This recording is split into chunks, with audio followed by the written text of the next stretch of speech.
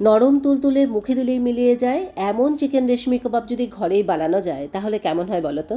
হ্যাঁ, জানি জানি ব্যাপারটা দারুণ জমে যাবে, কেননা আমরা সবাই চিকেন রেশমি কাবাব খেতে দারুণ ভালোবাসি, তাই না?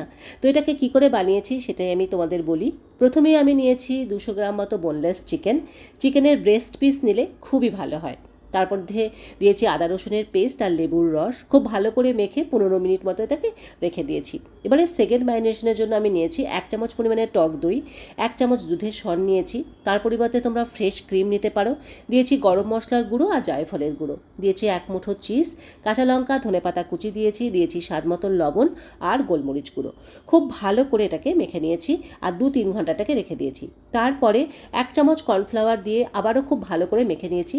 কর্নফ্লাওয়ার দিলে কি হবে, মশলাটা চিকেনের গায়ে কিন্তু খুব ভালো মতো লেগে যাবে। এবারে ম্যারিনেটেড চিকেনগুলো আমি স্টিকে গেঁথে নিয়েছি, আর বাকি যে মশলাগুলো ছিল সেগুলোও ওর মধ্যে একটু স্প্রেড করে দিয়েছি। এবারে এটাকে রান্না করার পালা। আমি এটাকে এয়ার ফ্রায়ারে 185 ডিগ্রিতে 30 মিনিট মতো রেখেছিলাম। তোমরা এয়ার ফ্রায়ারের বদলে ওভেনে এটা করতে পারো, তান্দুরে করতে পারো, কিংবা প্যানে সামান্য তেলেও এটা সেঁকে নিতে পারো।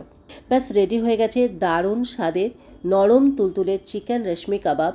এভাবে বানিয়ে দেখো বন্ধুরা, দুর্দান্ত লাগবে। চলো টাটা।